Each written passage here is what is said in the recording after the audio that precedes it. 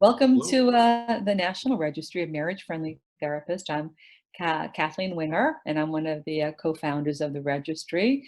And we're really pleased to have Jim Thomas from Denver, Colorado, joining us for an impromptu conversation about what this experience has been like to go from in-office counseling to telehealth counseling because of the COVID-19 crisis. So, Jim, how are you doing?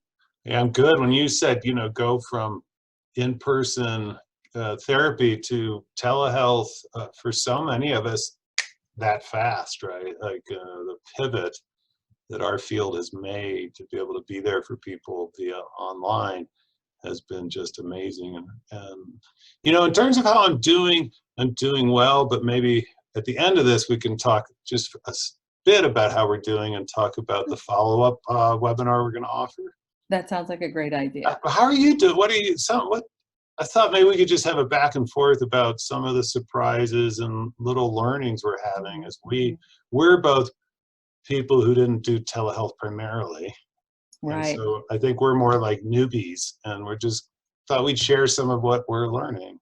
Yeah, we're oldies but newbies, I guess, in a I way. like that. You know, yeah. Personally, interesting. I have a practice in Laguna Beach, and I see all my clients in-house at the office. And I didn't really think that I was going to like doing telehealth, doing Hmm. it virtual. It just didn't. I felt like I needed to see the person, not, more directly, kind of, that I'd be missing some signs or signals from them. But it's interesting. I have actually converted over to being someone that I think is a big, I advocate, and I think it's helpful. I think clinically it's very sound. I feel that what I see, Jim, are people in their homes seem more comfortable. They're in their own environment. I find that some couples that I was seeing, they couldn't come in because they didn't have babysitters. And so they were able to have their kids in another room and be able to still come in for the therapy session via telehealth. In terms of privacy, it's worked out very well. But the couples I have seen, and I've also seen individuals in the practice, because marriage-friendly therapists, our therapists do see individuals that are struggling in a relationship, and sometimes their partner can't come in. Right, right. But I've been really surprised by how well I've adjusted to it. Yeah, I Because think you're speaking to a certain practicality for people, right? That, especially in this situation. Um, uh, and also, I guess you're kind of hinting at a kind of a intimacy that I'm experiencing with telehealth, right? That people are in their home environment. Things happen. Like I was working with a couple the other day, and their dog came in, started licking both of them right during this they were starting to sort of tense up, yeah, and the dog licked and they smiled, and I used it kind of as an intervention. I said, well, what happened there when your dog licked your face? Well, we relaxed. Well, how could I help you guys relax? And then other times I was in the middle of a session when suddenly, honey, the roast is burning. You get reminded, I think, that people live, in therapy, we can be in these therapy bubbles and we kind of forget the day-to-day life that everyone's going through. yeah. I Right? would say that that's been really interesting, like you say, meeting the dogs. Even in some cases, some of the kids in the background, if they were sleeping, it just made it very real, Yeah. in a different way than in the office. So, It um, reminds me of I grew up doing in-home therapy, developed a couple in-home therapy programs in Denver. It's a little bit of like we're virtually in the home with them. exactly. Right. I think something else that therapists might want to be aware of is, I think that when we're trying to build a practice in our own neighborhoods, in the community, we're reminded that being licensed in a state, we can go as far, like California has 30 million residents. So that's my pool now. It's not just who's Mm-hmm. within my county. And I Right. like people to think about it all over Colorado. Those are your client base, because when you're licensed, you can work within that state, the Right. state in which you're licensed. So And I a practical tip, right, is to make sure you check with your state about do they have rules like you're supposed to meet in person the first time? Are they sort of relaxing those rules because of the COVID crisis? There's a lot of that. And there's, and I think we made a decision, like we weren't going to try to do a telehealth sort of expository, here's the do's and don'ts of like HIPAA compliance, because there's just so many resources out there. Right. But it's this, Right. like you said, yeah, it broadens your reach. And I was thinking about it too. There's something powerful about therapists being able to be via telehealth, sort of helping people not feel isolated. That, Mhm. and I'm finding one of the things that really surprised me is, well, I have an intensive-based practice, so I see couples. They come see me for 2 or 3 days, a lot from Colorado, and they come from all over the U.S. and Canada. And I saw this, immediate drop-off of, like, we can't come see you. And a lot of people think, do I want to try to do 2 days of therapy work on Zoom on our relationship, but nobody can watch our kids? And then I started getting these referrals in the last 2 weeks that there's a poignancy to the people that are calling and reaching out. There's something, I don't know if other therapists see this, and maybe we'll talk about this in the webinar we're going to do next week. There's something about the crisis that's kind of stripping folks, I see, of some of their defensiveness and guardedness. And it's sort of like, I need to be able to talk to somebody about whatever was going on for me before this. I think the things that were happening for people around whatever it is, anxiety, depression, relational problems, addiction, trauma, shame, very few of those have been lessened by COVID. COVID is a exacerbator. We're in this unprecedented change. And so I've really noticed that, the like kind of, just the way people are reaching out to get therapy. Right.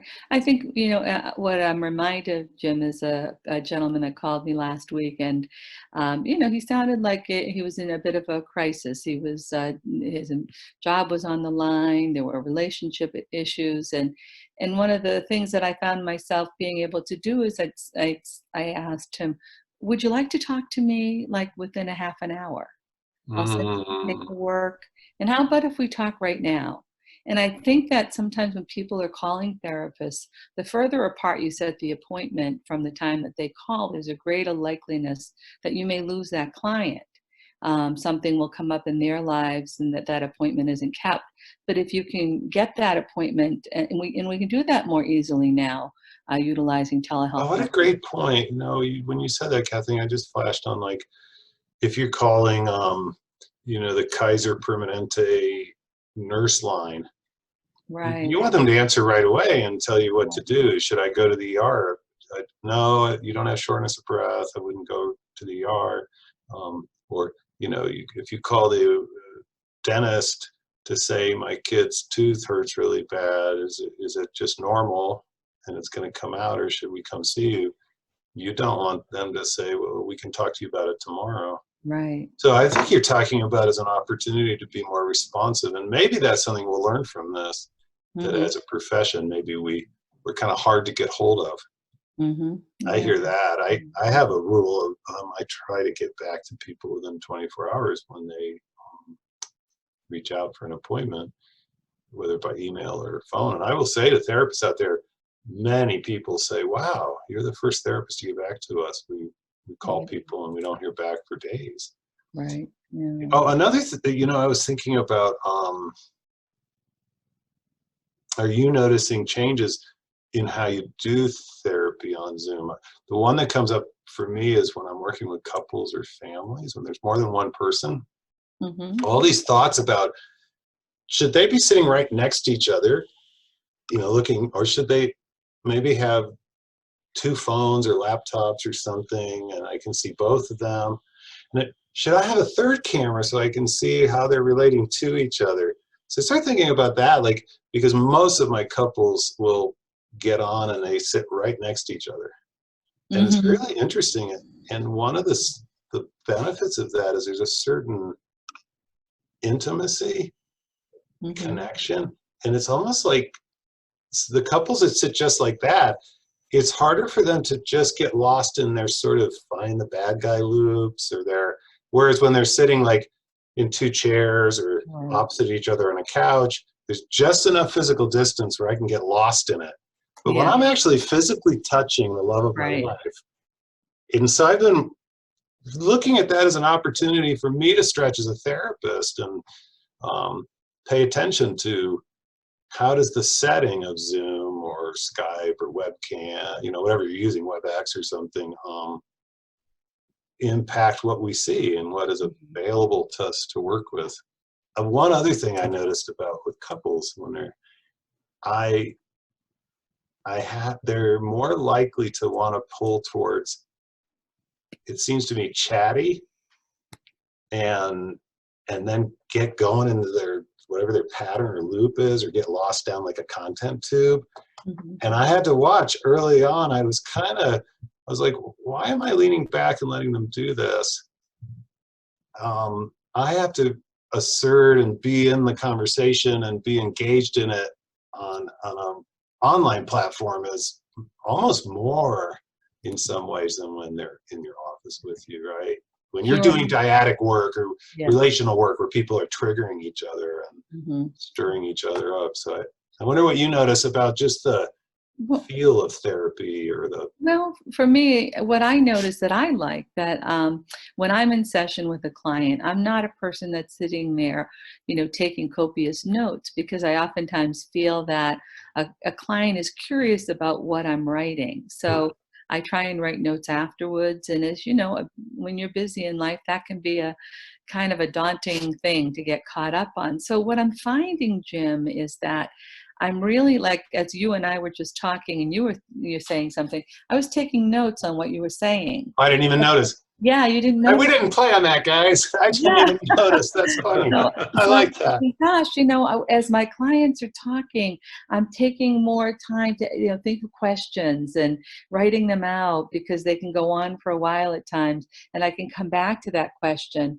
And so Mm. for me, I take more notes when I'm doing telehealth, and I like that because I feel like, from a practice standpoint, it's more thorough, and I'm enjoying that.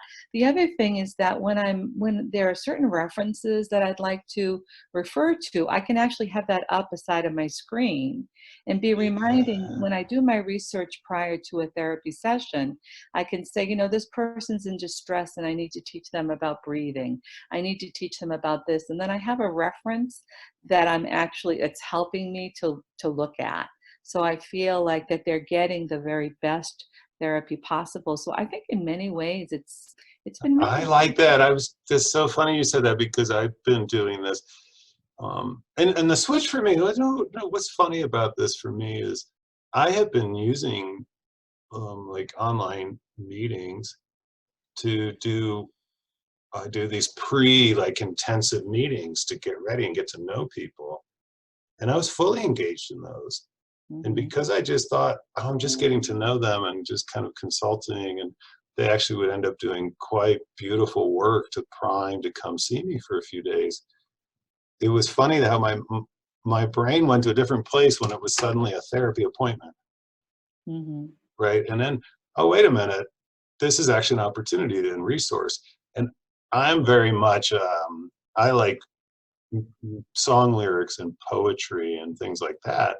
And Mhm. I've found now I have this space as uh, or a metaphor comes into my mind, or I remember like a Rumi quote or something, I can look that quote up real quick.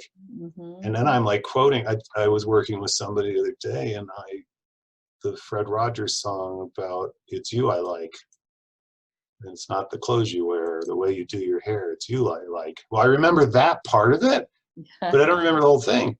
Well, I said, would you close your eyes and imagine that I'm going to change this a little bit so that I don't give up any confidentiality. But I said, could you imagine that your deceased grandpa's in the room and he's talking to your shame and he says, and I just read that song, it's you I like. Mm. And this person starts sobbing and then they go, what is that? I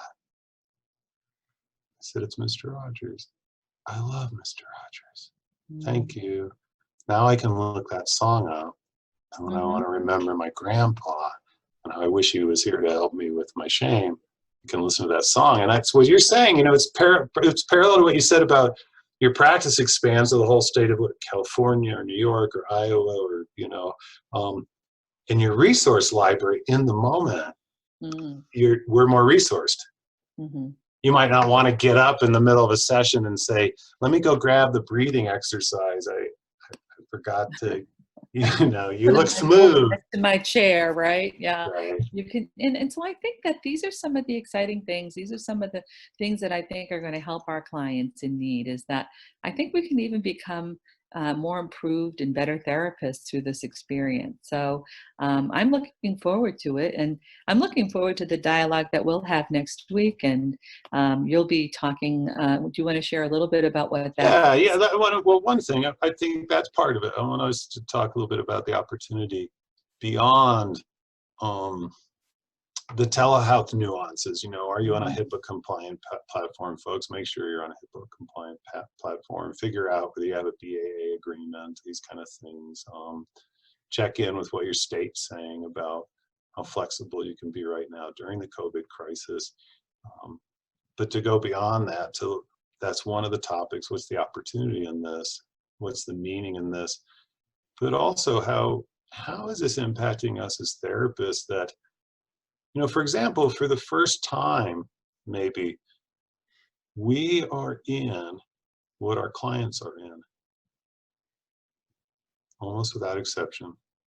The degree to which we're in it, whether we know someone who's sick, whether we got the virus and have recovered, whether we think we might have the virus and we're worried we can't get a test, or our loved one is at risk, or we know someone who's died, or whether it's impacted our income, all these things. But in general, right, we all over the country, Canada, the globe, are in something with our clients at the same time they're in it.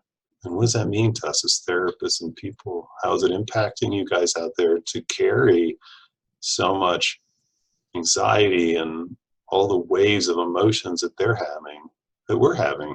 So kind of a discussion next week about, Robert will give the details about more our personhood in all this and how we can be there for each other. One last thing I'd say, just to normalize it, is if you get Zoomified or WebExed out, it's kind of normal. I'm hearing this from a lot of supervisees that, boy, I was really excited. They jumped in it. They've been doing all these Zoom meetings and things. And they sometimes are just like, I am so tired of looking at a computer screen. You can meet with them by phone too. Yeah. People like to do therapy by phone. You can shake it up a little bit. You can maybe move your computer around. You can do a beach backdrop or something so you're looking at the beach instead of your office. There's opportunity. Robert, could you say something about how this impacts marriage friendly network, therapist network, like listings and things?